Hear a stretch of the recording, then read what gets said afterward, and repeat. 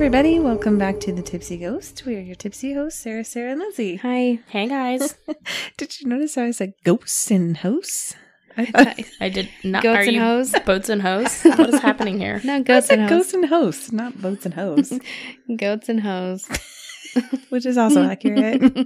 That's true. I have something very exciting Okay. that came across my feed, and the news recently from USA Today is that they discovered a new dinosaur species in southern Missouri. I heard about this. And it's amazing. I I can't wait to tell my kid. so excited. The title, props to whoever titled it, is Show Me a Saurus. Because we're the show me state. Slow clap. That's impressive. Show me a Saurus. Yes. How witty. And, I don't remember the whole article, but basically it's this new species of dinosaur, and it's fascinating because they say that it's not where they didn't congregate where the water was back in dinosaur In times. Pangea days. So anyway, I was very excited that I live in a place at a time where we're discovering new dinosaurs. I wanted to drive right down to the dig site and help out. I'm sure they will let you. Where in Missouri? Southern Missouri. Just Did it say southern. like a city? I'm sure they did.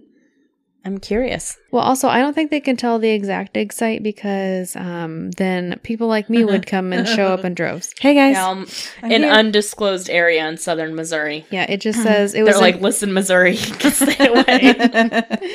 it was enormous, almost the size of a Volkswagen. That's pretty big. That's what she said. That's what she said. And it's called. I think it's just fascinating how they can look at a small section and be like, yep, this one's different. I know. Never seen this one before. It's like they're just digging, and then these people actually found dinosaur bones. It worked. It's called the Parasaurus missouriensis. Okay. We had to sneak in the Missouri. We had to claim that one. Honestly, we don't have a lot of claims to fame. And so We a really dinosaur don't. species. I think they really should have stuck with Show Me a Absolutely. Saurus. The next Jurassic Park, I want to see the Show me a source. The Missouri the Saurus. Show Me a I Saurus. better be there. The Parasaurus missouriensis. Get out of here with the Missouriensis. Missouriensis. No, I Missouriensis. can't stop it. Parasaurus missouriensis. There has also been congrats, some Missouri. recent news in the true crime world. You literally showed it to us today about Scott Peterson. Oh, yeah. Do tell. I was like, go on. I was showing how old he looked in the picture. Did you read the headline? Briefly. Not enough to recite it. There was news about him today where he got life imprisonment. What was his original sentence? That is a good question because I don't remember. That's why I didn't see anything because we it haven't sounded done like this case. Yeah. We have not. He was spared the death sentence. So I guess he was going to get the death. penalty. Okay, yeah. In 2005, he was sentenced to death by lethal injection. So that has his death penalty got overturned in 2020. He was resentenced, and That's today- the sentencing. Okay, I'm following. today, which this is coming out in a little while, but today we found out that he got sentenced to life in prison instead. Big surprise. What a day. Scott Peterson gets life in prison.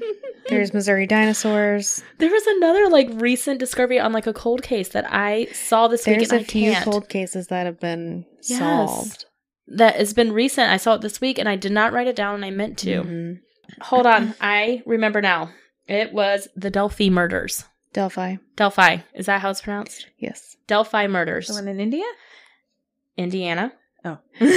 Not what I was Add thinking. the N and you're right. Different thing. Indiana. It was the two teenagers, 13 and 14-year-old, who caught the murderer. Who they think is the murderer on video, and you can hear his voice, and he was following them. And then they found their bodies. We've never found who it is, but there has been a fake social media profile that they think is linked to that they are now trying to track down. Creepy. Because it's we have who they think it is on video. We have his, you can see his face, you can hear his voice, but nobody's been able to identify who this guy is. This different than? Have you seen the picture of the two kids that with the tape over their mouth? And Yes, who this is different than person? that. This is different. You know what I'm Yes. talking about? Yes. Yes, and they weren't able to figure out who that was in the picture, but it's a clear image Right. of these two kids. That's a fascinating case that I want to cover one Yeah, day. we definitely should. The Okay. internet's a weird place. It's just It really is. it is a weird place, yes. But it's also kind of amazing, like you said, all these cold cases are just the way that technology and science has come so far is kind of amazing. Do you ever get offended by Instagram comments and then you look at somebody's username? And you're like, I shouldn't be offended by this? Yes. I can't think of anything specifically, so please Not give me by an just example. the username, but I'll click on their profile and I'll be like, okay. I don't usually take the time to click on profiles. Oh, okay. So you yeah. just go by the name. Oh, okay. I've got a recent example. Okay. So I was on Instagram and I saw this post by it's like a nurse's meme page. Yeah. And it said, nurses don't need to bother checking Spotify. They were the most played this year. Which, Burned. Oh, Clever. you got us. Yeah, You're not wrong. And then there was this comment that said, and I quote, "Nurses are being paid so much right now," end quote. And I was like, actually, Hardy-har. unless you're, I got annoyed because Unless you're traveling. Yeah. travel nurses, they get paid some more than doctors a lot. And those of us who aren't traveling, who Right. have stayed with their home locations, who just haven't gone anywhere, they're making more than we are, and we're making the same amount of money. So Right. I'm not making a bunch of money this year. We didn't For sure. get pandemic raises, y'all. We sure Definitely did not. not. I didn't get anything from the government. So I got annoyed, and then I saw the username, and I was no longer offended by what Wow. Poop Master Flex had to say. I think that deserves a profile You click. need to click on his profile. I have It's questions. Too late. It's No. too late. Poop Master Flex, we're on to you.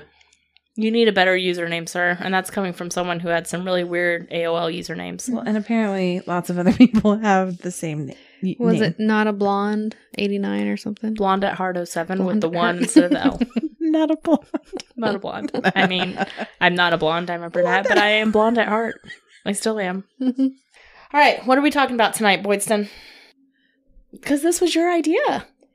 Oh, I was like, why am I called out? Because this was your Yeah. idea. I had never heard of this place until you brought it up. So remember that time when I went to Utah? Yes, I do. And we stayed with Mike's dad and his wife, and they lived just outside of Salt Lake City in a little town called Tooele. Tooele. Tooele. I was not pronouncing that right in my head while I was doing this. I am not surprised. Throughout the entire book. Tool. It's Tooele. Tool. Honestly, Silent. I heard them I- say it's like Willa, you give me that. Willa, you give me that remote over there? I just thought both E's were Tooele. silent. Honestly, I wouldn't have known unless I had Thank you. spent a week there. And so it's actually, I don't know, maybe 2-3 blocks away from their house. This place that we're This talking place. Yeah. And it couples the paranormal with another one of my favorite things is a haunted hospital. about. Ooh. Hospital. And it's now called Asylum 49. Yes. So basically, this is a haunted hospital in a town called Tooele, just outside of Salt Lake City. And we're going to talk about it. Okay, so now known as Asylum 49, the old Tooele Valley Hospital dates back to the late 1800s, which is a long time ago Yes, for it a does. hospital. It is located in a town called Tooele. For anything. But yes, for a hospital. Sorry. But I guess, if you're Scotland, it's really not that I was old. going to say, for us Americans, 1800s was a long time ago. yes. People over in, Europe are like, Psh, you don't know yesterday. That was yesterday. nothing. They're like, oh, that's cute, America. We are adorable. In the worst ways. In the worst ways. I hate us sometimes. Thanks, I hate it. Okay, it was built in 1873 by Samuel Lee, not Jackson, as a residence for himself and his family. Thank you for the clarification. Is that what L stands for? I have no idea what Samuel L. Jackson's middle name is. I think right now it's going to be Lee. Okay. Lindsay. Lindsay.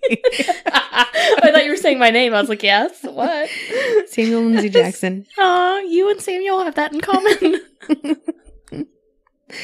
Anyway, so Sam Lindsay. Sam Lindsay, Sammy Lynn's. Okay. he wanted a residence for himself and his family. Sure. And- That's I valid. thought, you know what? I'll build a hospital for myself.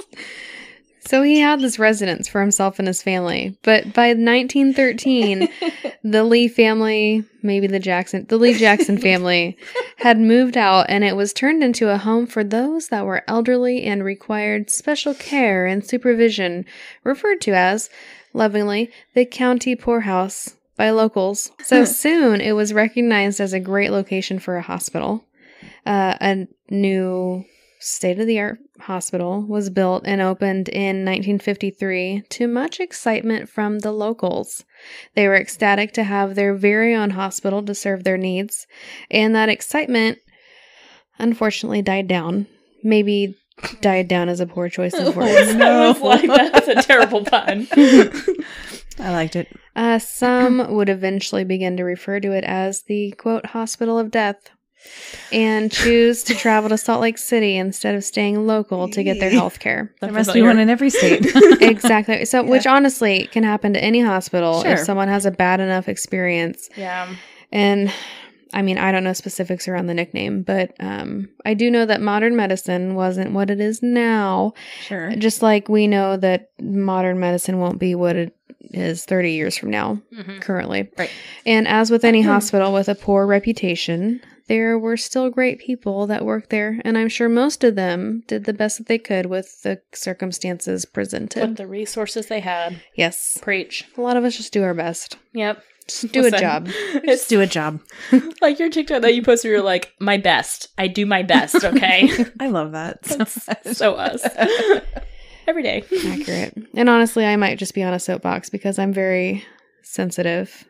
I'm a nurse during a difficult time, and I'm sensitive to the perception versus reality of healthcare. So, which is doing fine. our best. We just do We're a doing job. We're doing it. Nonetheless, the hospital stayed in operation until it became apparent that its infrastructure was too outdated and its resources too limited for the area. They closed their doors in 2002, and it sat there almost untouched until 4 years later when Kim Anderson bought it and returned it. I don't want this hospital. And turned it into a haunted attraction. Got the giggles. The fascinating thing to me is that things were practically untouched from when it was shut down years before. Like almost all the medical equipment was left behind, as well as hospital beds, oxygen tanks, patient x-rays, medical books, you name it. They probably had it. And Did you hear that tone in her voice about medical books? She got real excited. Books. And it turns out they also left behind a few spirits.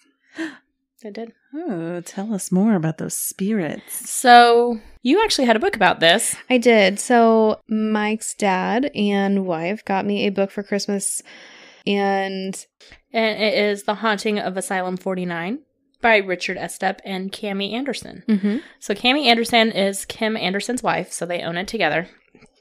Richard Estep is a paranormal investigator who also has written a couple of books about haunted places that he goes to. So, actually, the full title is The Haunting of Asylum 49, Chilling Tales of Aggressive Spirits, Phantom Doctors, and the Secret of Room 666. All right, so I read the book. I'm going to kind of fill in a little bit here. So Kim and Cami, they bought it, and it's kind of like a cool story behind like Kim, basically, where he was not a good teenager, was acting out, drinking, and just showed up at this like haunted house one day, like an actual like haunted attraction, and they thought he was a volunteer and put him to work, and he like loved it and said he never drank again. So really straightened out his life. So when he bought this hospital, he kind of wanted to do the same thing. And so there's lots of stories like you can kind of see on YouTube and documentaries they've done about all of these like people who were not doing great in life, addicts and, you know, homeless and just not doing well, and came to work for him, and now they like love it, and it's given them purpose. So It's kind of like a cool theme behind it. Yeah. So it is a haunted attraction that is open. They have like full contact where you have to sign waivers, and they can touch you. They can put you in a stretcher, all of this stuff. And so that's kind of cool. But they noticed that there were some spirits that were not hired on actors who were still there. Ooh. And they say that the and they do haunted investigations as well. They do let you come in and investigate. And they said that the most active times are around Halloween because that's when it's their busiest time and they have lots of energy and people coming in. And that's when they think the spirits, they love it when people come.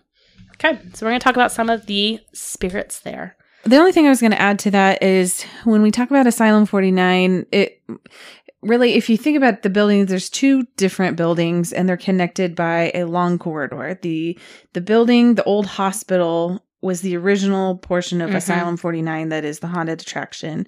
And it was connected to the nursing home with a long corridor called the Green Mile. Yes. And the nursing home was actually like fully functioning up until like 2014, I think.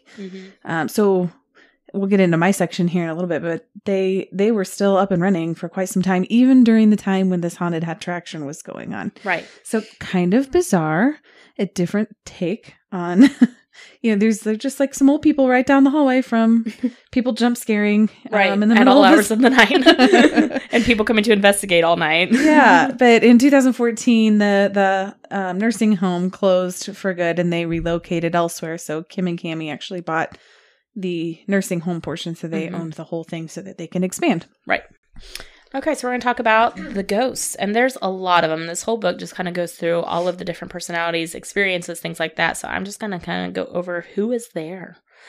So the main hallway has 3 spirits that are noted there. So there are residual hauntings here, and there are active hauntings. So Misty is in the main hallway, and she is a residual ghost of a nurse working, and they say she's just working, going on about her time. And there's a lot of normal business. Yeah, they said there's a lot of like residual doctors and nurses. Can you imagine in the afterlife? You're stuck. Absolutely not. Jesus. They're like staff who died like far away from the hospital. They didn't die in the hospital, but they came back to work. Oh my God. I can't even imagine just being stuck at work through eternity. Listen, that is purgatory. If you guys go before me, I am totally coming back to the hospital and be like, Sarah's! Another figure in the main hallway is Robert, who is a shadow figure. He is tall and seen walking around with a cane.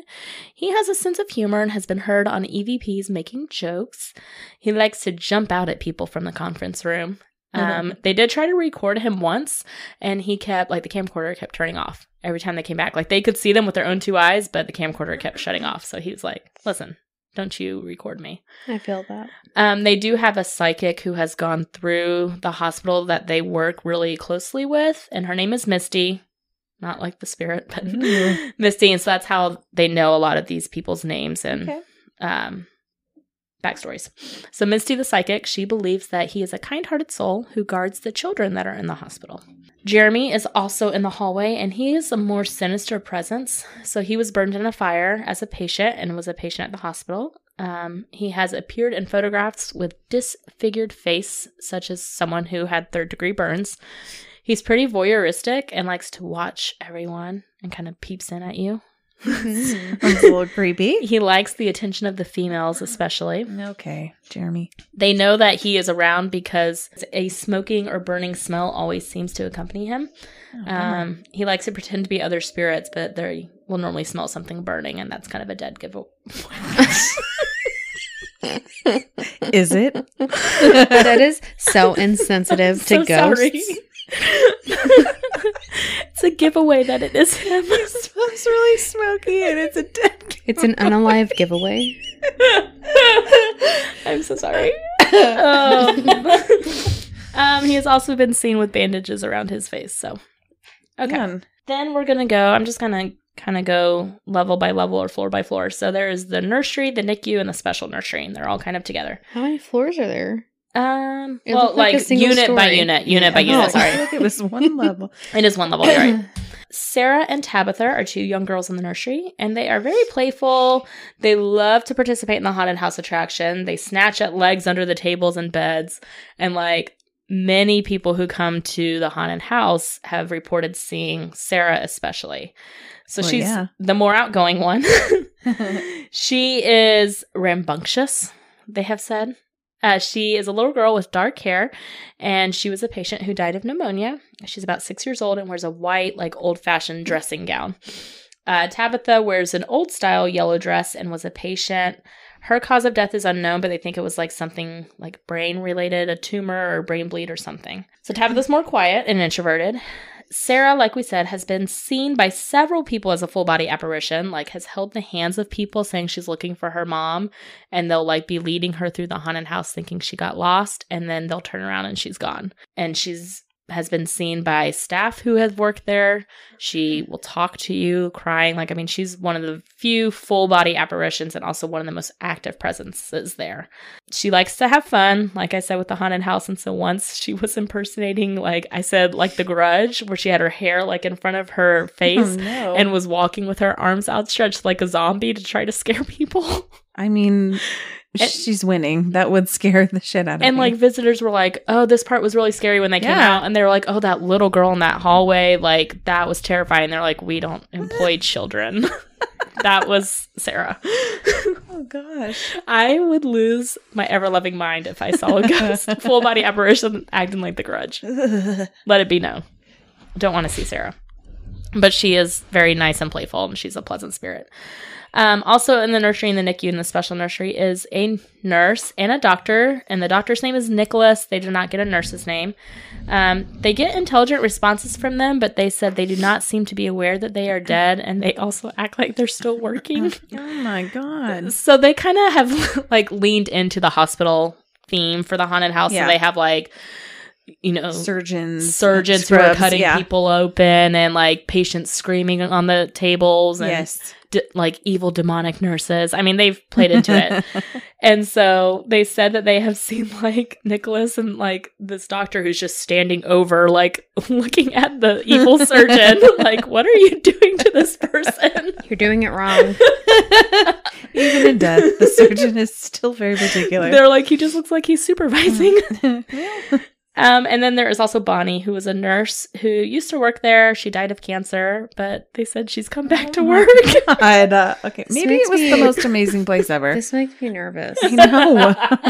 They say that they think she is searching for her husband or visiting the babies in the NICU. Aww. Listen, I like where I work, but I don't think I'd want to like. You don't want to haunt it. Be there indefinitely. No.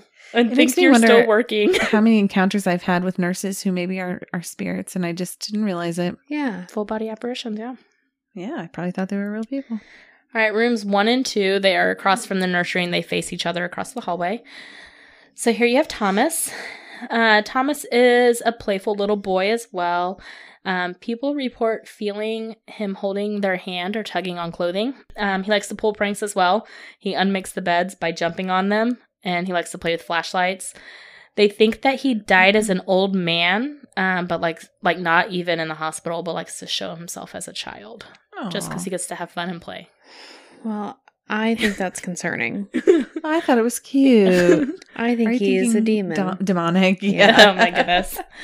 Across the hall in room 2 is Eva, but Edith is also a name that has been picked up on, and she is a sassy elderly woman.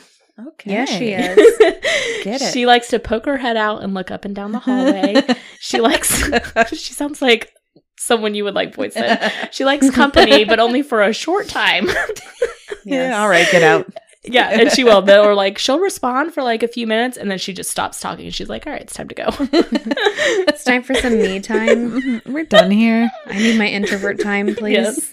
Yes. She likes to play with cards, so they have set up cards in the room for her. They have had families like come out because, like you said, this place was open until the 2000s, and family did verify that a woman named Eva did die in that room, and her daughter's name was Edith, which was the second name they picked up on. So they sent a picture of Eva, like the family sent a picture to the owners and were like, this is, my grandmother.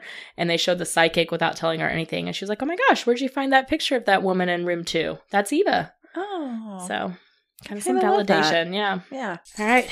Next, we're going to go to room 666. It's technically room 6, but because they're a demonic haunted house, they added 66. Yes, they did. Okay.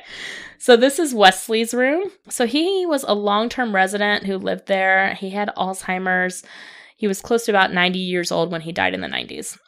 So because he was a patient with Alzheimer's and dementia, he can be very nice and totally calm, and he can also be very violent, and they think that's like when he's having a bad day and is confused. Yeah. So they kind of attribute this to his dementia. They say that if you're behaving respectfully, he'll leave you in peace. But if he's having a bad day or you're not acting respectfully, that's when people report getting welts, bright red scratches, bruises, feeling like uncomfortable, and feeling violent or anger. He has also been seen walking outside of his room. There's also some kind of sinister presence at the end of the hallway by him, and they wonder if this is another spirit because it's so not like him. Investigators were at the other end of the hallway, and they were watching the shadow figure just move back and forth, and they were saying, all right, go back to the end of the hallway, because it would keep getting closer and closer to them. And they would say, go back to the end of the hallway, and it would. And then all of a sudden, it started crawling towards them on all fours. Oh, my God. Charging at them. And loomed over them because they were like sitting down, and it like stood over them when it got to them, and they got up and left, and there was some scratches on them in 3s. Yep. Just a side note, what would you do? I'd probably shadow freeze. Figure. That's what they said they did. They just froze. I'd probably freeze. I don't think I know what to do in the moment. And then that's kind of how I am. I might struggle with a decision. So, your what do I do? Fight, flight, or freeze is a freeze. It's a freeze. I think I would yell to try to like scare it away. I'd be like, "No, get out!" Something. I would not run. I don't know. Either freeze or run. Yeah. I was reading this and I was like, okay, so it was just like kind of playfully like getting closer to them, and then would go back and then playfully get closer, and then all of a sudden they were like, it just started crawling on all fours, and I was like, nope. Absolutely not. Also, they have seen a pair of red eyes in the room. Oh. There is a chair in Wesley's room he does not like you to sit in. Boyd's dead. It's all yours. So it's a recliner, and people who sit in it have been known to get feelings of just extreme uncomfortable. They do not feel right. And then when they get up, the door has slammed violently shut. Okay, labor and delivery. There is a residual nurse haunting here named Eve. For fuck's sake. Or Eva. I think we're doomed. I'm not feeling good about this. This one is probably the saddest spirit. Her name is Emma, and she was a teenager who died in childbirth along with her baby in the 60s. The only responses they really get from her is she's just like crying. Like they can't get anything intelligent. She does affect females who are either pregnant, have recently given birth, or recently miscarried. They normally try to tell those females like stay away from this area, because when they go over there, they get overcome by grief and just start sobbing hysterically to the point they need to leave. Aww. And they just, as soon as they leave, they're okay. But she seems to like affect them with her energy. There's lots of residual noises heard in L&D, like heart monitors going off. They can hear like voices of doctors and nurses. So it's pretty residual there. And there's a surgeon there as well who is a residual haunting. So many staff members. Who, came back.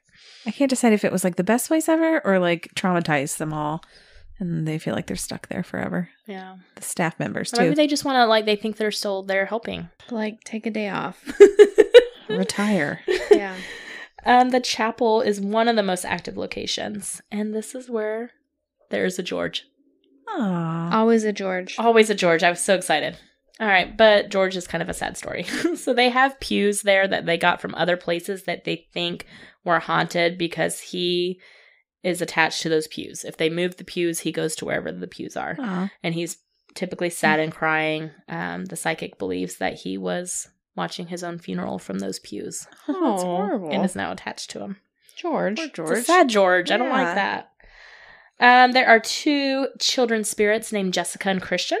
They are very active here. So Kim and Cammie got a haunted rocking horse. And they brought it in because they thought, oh, the kids' spirits would like this, not knowing it was kind of like really haunted. But they found out that like the child spirits were not active at all once that rocking horse got there. They stopped interacting. They stopped talking. So they had the psychic come in, and she said that a child molester spirit was attached to that rocking horse. Yeah. Oh, shoot. And that it was bothering the children to the point that they got rid of the rocking horse, and now the children are back and being active. They're like to roll flashlights around. They push objects off of tables, and they love attention and applause. Don't we all? They're here for the applause. They're here. There's also in the chapel a slender man type presence. So he is tall and slender, gray shadow figure in the chapel doorway with stretched, elongated arms and torso and legs. Mm-mm. No, thank you. Spooky. No, I don't like that. And there's also an angry presence there. They don't know what it is, but people who have sat in the chair where the angry presence is most felt just feel extreme rage and anger and not good times. So, who knows? All right. There is the fear cage, which used to be the staff lounge and kitchen. Sounds about right. Now they have converted it to a doll room, and it is literally stacked full of dolls. I hate all of those options. Some of them they said are haunted. Like, they have lots of haunted dolls there. And I'm like, what are you doing? This is like a cesspool for demonic activity. Just inviting it all in. I don't even want to go there. So EMF readers are very strong in this room, to the point that they say don't even bring in your EMF reader because it's just going to keep going off. And they think that's because of all the haunted attachments with those dolls. So the messengers are here, and they're called the messengers, and I'll kind of get into that story here in a sec. It's an adult male and a little boy, and they're shadow figures. They respond to flashlights. One night, Kim was in there, the owner, and they were responding to him. He was talking to them. He went home that night after the investigation and turned his bathroom light off, and then the bathroom light turned on. So he turned it off, and it turned back on. He did this a few times, and finally he was like, okay, somebody followed me home, and he's like, stop doing it. I'm tired. I'm going to bed. And then he opened his eyes, and both the adult male and the little boy, the messengers, were just pacing back and forth in his room. So he told the tall man to go home and told the little boy, look, you can stay, just be quiet. And so the tall man disappeared, but the boy sat at the foot of his bed. So the next night, there was a shadow at his bedside, and he woke up and it was like sitting on his chest to where he couldn't breathe and was having a panic attack. And he said all he could do was smell like rotted flesh. And eventually he pushed the black mass off of him, and he went back the next day, got his spirit box, went into this room, and one of the first things that came through said, "We are not performing circus monkeys." Huh. And so he thinks it was like some mad, evil spirit at him, and like the messengers, as he calls them, he thinks were sent to like try to warn him, hey, the next night this is going to happen. Because he says he'll see all three of them in the room, but the messengers stay away from that dark mass in the corner. They will not go near it because they're afraid of it too. So he said they're friendly, but he said stay away from the black shadow. He said it's an in or at your own risk kind of thing because it has followed him home. Okay. The temporary morgue. So funny enough, this hospital never had a morgue when it was built, which I think is unusual. But maybe that was that day. They didn't expect anybody to die. They had optimistic outcomes. I also heard that they just stacked bodies in rooms when they died until the coroners could sign off on their deaths. Yep. So they used rooms 20 and 21 as a makeshift morgue and would put the bodies there till the coroner came. Wow. So these rooms are haunted. Obviously, there's a lot of dead bodies that were there. Sure. There's a little boy there who, I don't want to get too much into his story because it goes into it in the book, and family is still very much involved, but they validated everything that the psychic was saying. So he provides very intelligent responses. His family did come out to try to talk to him, and after that, they said they have not heard from him, so they think he got closure. Aww. So kind of very cool. There is an old lady who there has been a full body apparition where she asked security for help, and he held her hand and like walked with her a little bit until she just disappeared. That's very a nice sweet security card. Yeah. They're in the ER. All right. There's an ER doctor there who was a residual haunting. Yeah. He wears a white doctor's coat and a surgical cap and everything. So they actually did an ER simulation of a cardiac arrest and a code. And they did it like really bad one way, and then they did it really good the other way because a lot of them were previous nurses and EMS. And so they were trying to get a response, and they got very intelligent responses throughout the entire code, through the spirit box and EVPs. But during when they were treating it badly, where the patient died and they were all yelling at each other and causing a ruckus, the presence got very upset and slammed the door on them. So they did get a response. All right, last one, and this is the scariest presence there. That is in the Green Mile, like you said, that long hallway, and this is the Guardian. Oh, hold. Before I get to the Guardian, there is Maria. She is a nurse. It's also residual. That just roams it. But she is seen as a guide for spirits. They think there's a vortex there, and they think that she is helping to guide spirits through the vortex. I guess that would be an acceptable role. Yes. in the afterworld. Shepherding them. Yes. All right, so the Guardian is here, and he is the darkest entity. So he haunts. They have like a maze area for the haunted house that's like black trash bags hung up. So it's like pure black darkness there. He has been heard telling people to get out, yelling at people. He slams doors. He shoves people against the walls. They call him a bully. He will purposely block someone's way so that people will like run into him, but then like not see anything there. They just hit this like massive black thing. So he is not a very nice person. He likes to shove people and get in their face. And that is the Guardian, even though he is not a guardian of anything. Those are the presences. It's actually very interesting that you talked about all those ghosts and spirits, because I'm going to talk to you about one of my favorite groups, the Ghost Adventures group. Zach went there. Oh, I thought you were going to talk about the Tipsy Ghost. I said one of our favorite groups. Okay. Okay, yeah, but turns out, surprise, they have 2 episodes at Tooele Hospital and Asylum 49. I didn't know they went there twice. They did. He must I have watched really liked them it. both for you. The first one was from season 5, episode 8 in 2011. This one was old school Ghost Adventures. Think Zach, Nick, and Aaron times. The OG crew. Yep. Early days, way before glasses. When Zach didn't wear glasses. Before he had like the mask too because of his asthma. It's so interesting you say that, because he makes a comment in this episode. After years of investigating many locations with lots of mold, my lungs have been infected and I have to wear a mask everywhere. So I was just like, man, this is the episode. Yeah. All right. As you mentioned, it was a former poorhouse turned community hospital. So for this episode, they only investigated the old hospital, which would have been the haunted attraction Asylum 49. Because the nursing home was still up and running. Right. So apparently they did not know that the nursing home was up and running when they showed up. And then they go to start filming outside, and they see a group of nurses come outside, and they start talking to the nurses, and they find out, oh my gosh, there's still people living on this other side. And there was 59 residents still living in the nursing home at that time. Gosh. That was Zach. He did his research. Right? I know. I'm just like, I feel like they would have known. I don't know. To be fair, it is very strange setup at the time. Yeah. To have a haunted house with a nursing home. I understand that. Yeah. So they interviewed some of the nurses who worked on the nursing home side, and one in particular, her name was Marie Bright. She was interviewed, and she stated that if a resident or a group of residents saw the spirits of children, that they would pass away soon after. So I was saying it was interesting that you were talking about all these ghosts and naming them, because they didn't really name them in the episode. So you have to see if you can figure out who is who. Who is who? Yes. So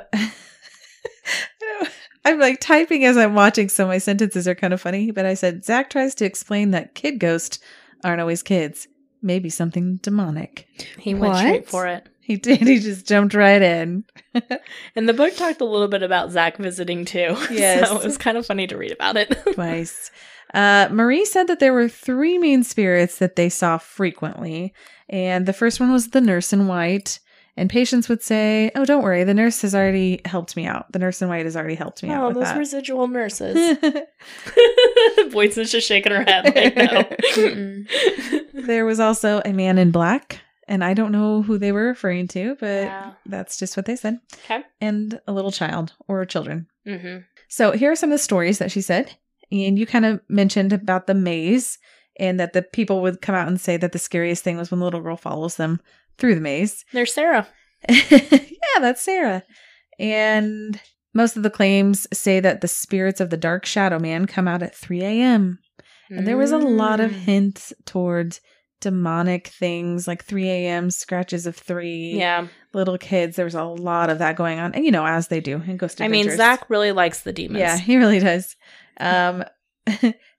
Marie said that at 4:30 in the morning, somebody knocked on the front door of the hospital and said that there was a patient walking on the roof, but nobody was there. That is concerning if you are running a nursing home. Yep. 4:30 a.m. Patients on the roof. I'd be like, what? Yes.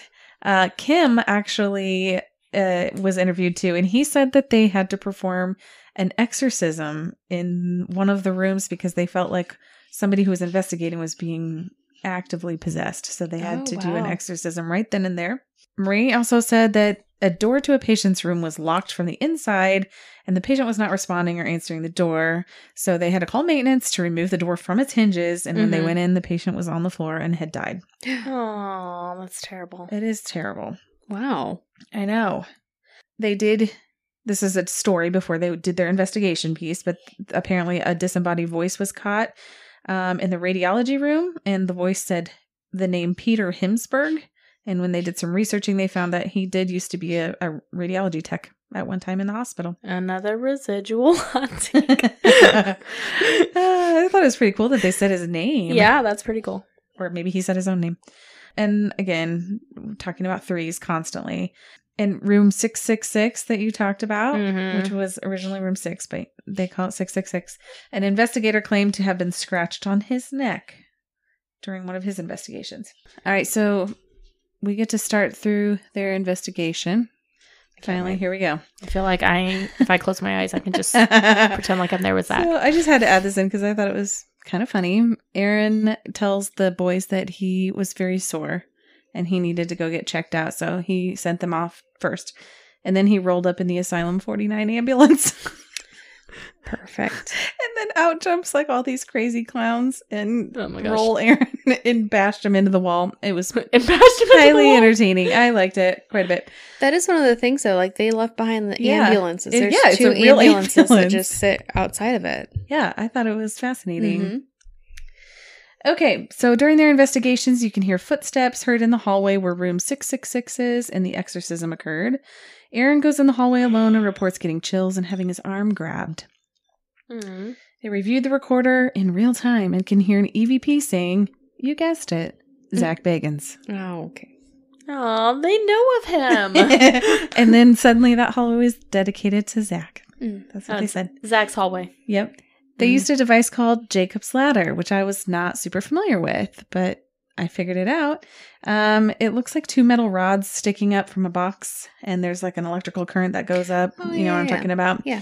Supposedly spirits can help like manifest this and themselves at the top and hold the energy. Kind of like a REM pod, or? Oh no, it's like an electrical current like going across. Oh, okay. You know, like Like those zzz, plasma zzz. balls that you can touch and like the plasma. Yeah. So it's like that electricity, but it just goes up these two metal rods. Yep. Hmm. And theirs was Interesting. pretty big, and it kind of looked dangerous. I'm not gonna lie. That Reminds sounds me of, dangerous. like Benjamin Franklin would have. Yes. Yes. Because he liked electricity. Uh-huh. Yes. Zach started provoking. I know that's shocking, and Uh-huh. asking the current to make it stay at the top. And anybody who was provoking the Jacob's Ladder, the current would hold and then lean towards that person. Now, I am not super familiar with Jacob's Ladder and No. how it works. They were very excited about it. Zach claims to get pushed while standing in the doorway, same 666 room. Mm-hmm. At this time, Aaron's camera freezes and the Jacob's Ladder froze at the top once again. The recorder also captured a very creepy voice, but it's not very clear what it says. Okay. So Billy makes an appearance during this episode, and he had a mohawk, apparently. Mm-hmm. I don't remember that. And it but was okay. like black, gray, all the way down. I mean, it was a well-maintained I was very impressed. A well-maintained hawk. It was a well-maintained hawk, yeah. Mm-hmm. I do not remember him having a mohawk. I don't remember that either, but now I'm going to have to go watch the episode just for the mohawk. It kind of made me giggle. But they used this very cool, like, reel-to-reel recorder, which kind of looks like one of the very first recorders ever. Mm-hmm. They have the tapes there that wind up. Apparently, I think it's more sensitive. So while reviewing, though, they can hear a small child's voice. Yeah. Okay. They got an image on the thermal imaging camera that was set in the hallway. And at one point, Aaron went to the haunted house part, and then Zach and Nick went to the basement. So we talked about different levels. There is a basement, which Kim and Cammie say is mostly used for storage now, so they really don't do much with it. But Zach and Nick went down to investigate it. While walking around the basement, Zach and Nick can hear two different doors opening and shutting right where they were standing, and they kind of catch one out of the corner of the camera shutting kind of in front of them. Aaron's asking questions upstairs where he is, and he feels something grab his hip. So this would have been in the actual haunted house place. So Yeah. maybe it was the kid. Maybe it was Sarah. That's what I was thinking. Like at hip, that's probably like where kids normally. That's what they were saying. Like they'll grab like the hem of their shirt or their pants, like at a child's height. Definitely, because he stayed there. Zach goes back upstairs to grab a mask because clearly his lungs are very injured from many years. His lungs need it. Yes, I get it. And when he's up there, he went ahead and started investigating the nursery where he heard a growl. Oh. He also got a response to the spirit box saying, "You're talking to me." He was. He put a ball, like a large ball that you maybe use for kickball, I guess. And it kind of lights up, and it was set up in the hallway, and it moved approximately 18 inches on its own. Okay. Kind of like a big cat ball. Yeah. Because you said it lights up. Yeah, it does. And he also claims to have seen 2 small children shadow figures in the nursery. There you go. Nick stayed in the basement. He heard some scratching noises, and he caught a disembodied voice, unclear what it says, and a female scream after he asked, "Can we hear your pain?" Which, what a weird question to ask somebody. Why would you ask that? And then you can hear a female screaming on there. That's sad. And my favorite part of the whole episode, Aaron got stuck in the mirror maze and could not get out. They talked about that in the book, like this haunted house mirror maze. And I was like, that is terrifying. And it was dark, and he was just like, "I'm stuck." Yes. I laughed so hard. I don't like haunted houses. I'll go ghost hunting any night, but don't put me in a haunted house with clowns and dolls and mirror especially mazes. if you're there investigating. Can you imagine looking in the mirror and like seeing a small child standing there and trying to escape, and you're like bashing into mirrors? That would be me. Oh boy. Okay, so that was the end of the first Tooele Hospital episode. Hold, please. Okay. The next one was from season 18, episode 5. It was titled Asylum 49. This was in 2017. Okay. So 6 years? Yes. Okay. All right, and this is closer to kind of how we know Ghost Adventures nowadays. It was featuring Zach, Aaron, Jay, and Billy. With the glasses. With the glasses and the masks. Just for Zach. So, and I know we talked about this earlier. They went ahead and came back this time because the nursing home had shut down. So now they could investigate the rest of the building. Gotcha. Makes sense. And it was a big building. Gosh, I'm going to sound real stupid if this number is wrong, but I want to say it was like 216,000 square feet. I have no idea. I don't. Yeah. I didn't write it down. It's enormous. Okay. I mean, I believe it. It's a hospital and nursing home. All right. So we followed up with Nurse Marie. Remember her? Oh, she's still there? Well, it turns out Marie, it's closed down. Oh, okay. But after the show aired. Never mind. Sorry. Yes. She's there forever with the rest of the staff. Residual haunting. But she's alive. She's alive. She chose to go back. It's a dead giveaway.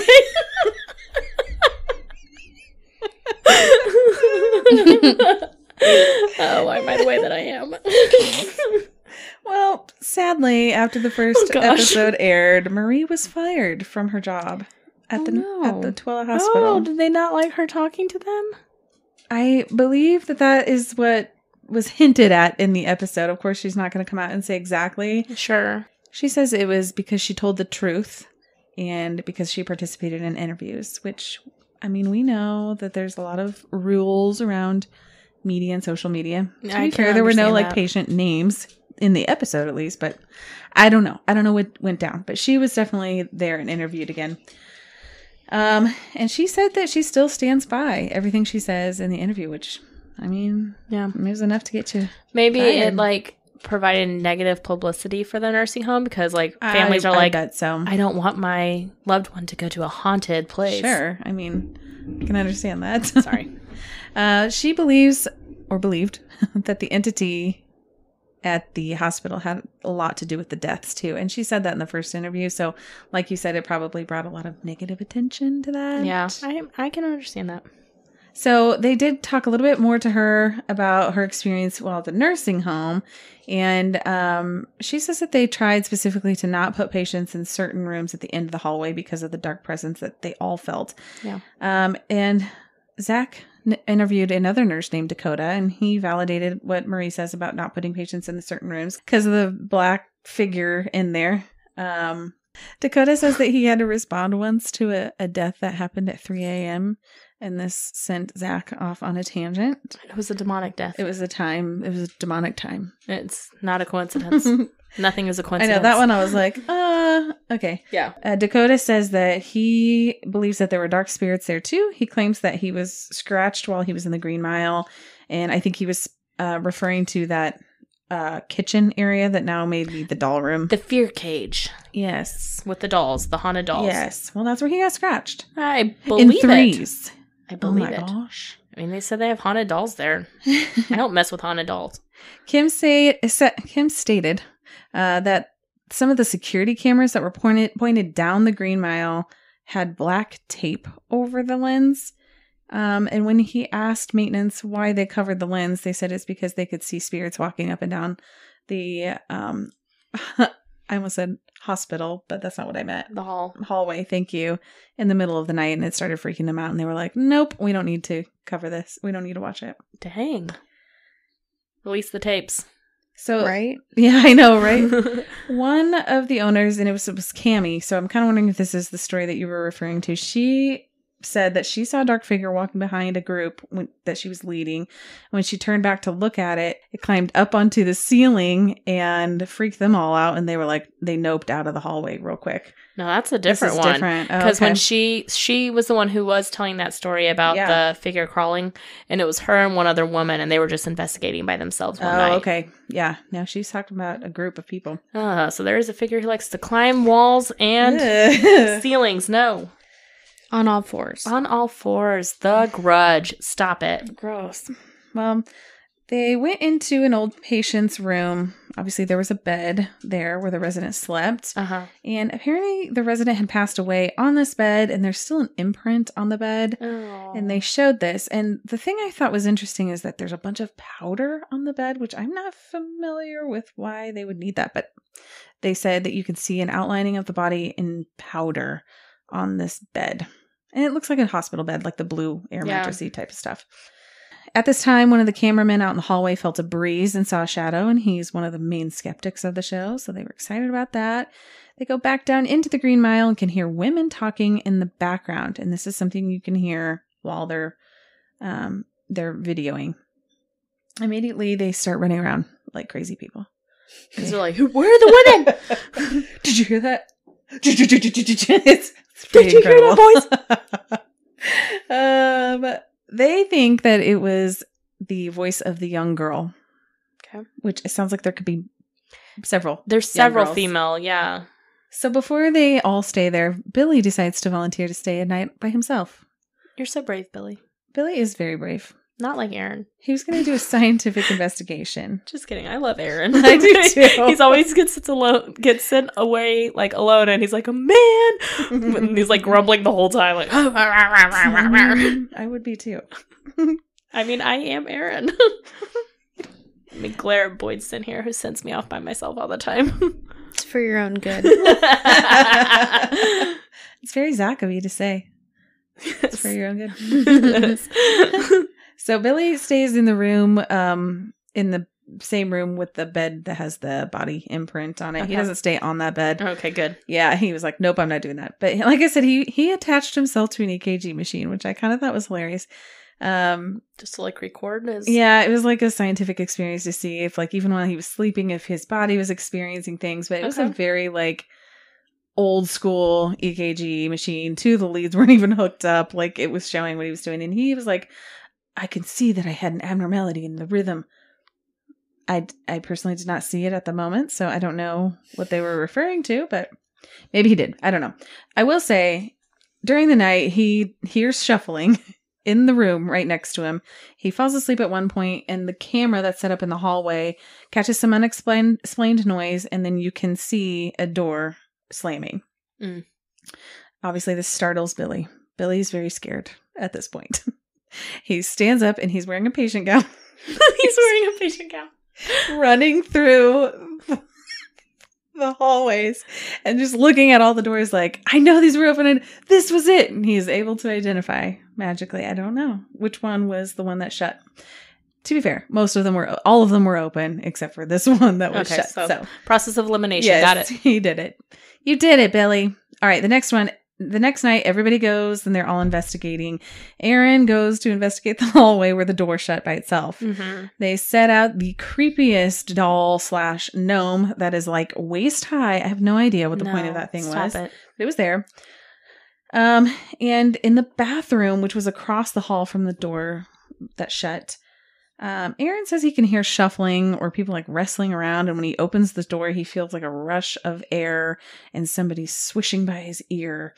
And then he kind of like spins around and is like all flustered as he is. And he's trying to like make his way back to the safe camp. And as he's running by the door that had shut, he startles, looks in it, goes in it, starts investigating quickly, and then goes back to camp. And he tells everybody that he could see a dark shadow in that room. And he didn't know that was the room That had been shut. That's right. So whatever room this one is, it was it's pretty intense, that room. Sounds like it. Yeah. Zach gives a beautiful speech on how residents who suffer from Alzheimer's or dementia are now free from their disease and can think clearly. And while I just summarized it in one sentence, this went on for approximately 5 minutes. So you're welcome. Thank you. All right. So now they're standing in the nursing home section and they're looking around from the nurse's desk. Right. They can hear footsteps of what sounds like children running. They caught an EVP on the recorder with a very breathy type of response. And it kind of sounds like somebody saying no. Aaron investigates the Green Mile and he hears doors jiggling next to him. He uses his spirit box and he gets a little girl voice response. So while he was down there investigating, this was funny too, Zach starts to join him. And, instead of like announcing his entrance, he like is walking like a creep kind of. And Aaron looks up from the hallway and all he could see is the back shadow of Zach. And he thought it was a shadow person. And he lost his damn mind. He hurt his back. He for real hurt his around. Yeah, he did. He was like a puddle on the floor. You'll never creep up to somebody on a ghost hunt, Zach. He's like, dude, what the fuck? I mean, I know you can imagine it. It was highly entertaining. It made me laugh. He said, "What the beep?" It made me giggle. Billy busted out something called the Spirit Sweep device. He was very excited about this. It was a device created by Bill Chappell. And it looks, the way I describe it is kind of like a visual version of an ovulus, which is a device that we use that helps communicate. It has a word or a dictionary that spirits can use to manipulate and give words. And now when they say words, you can see a visual response as well. So that's what they were excited about. They're using it. It also, when they're doing it, instead of hearing sweeping noises, it tunes all that out and you can only hear the voice. Kind of like Phasmabox, I would say. Sure. It's very similar. Probably like a crude version of that. While working through the halls, Zanuck? Zanuck? Is this a new person on the crew? It was a Zach and Panic. Zanuck. I was thinking Xanax. They were walking to go use his new device and he freaks out because he can hear a male voice mumbling in his ear. And when they start using the device, they hear the same male voice coming through the box after they ask questions, and they can hear a male saying, "Please help me. Thank you for that. And I'm back home." Oh, I'm back home. Yeah. And they were very relieved to hear those. They thought, oh, they know that they can talk to us and he can now go home. They solved the world. And then the sun comes up. And then it's time to go. Yes. Yes. What hospital are you guys going to haunt when you die? Make it a good one. Missouri State. No, don't make it ours. Jail. That's a jail. Nice try. Damn it. Plus, I don't know. Let me think about that. Okay. I would like to haunt several places. Can I be a traveling? You could be a traveling ghost. Yeah. It's like a traveling nurse. I wanted to do an episode on a haunted hotel. It's very sad, actually. It was a hotel that was basically destroyed during the hurricane, Katrina. Oh, like in New Orleans? Mm-hmm. Okay. And it was, very sad and unfortunate because they couldn't move and relocate some of the patients there. But there's really just not enough on those. But I think that they're sad and oddly fascinating that they're still kind of standing. Just these weird ghost hospitals there. Well, New Orleans is on our list. I know. Well, that's it. That's Ghost Adventures ×2.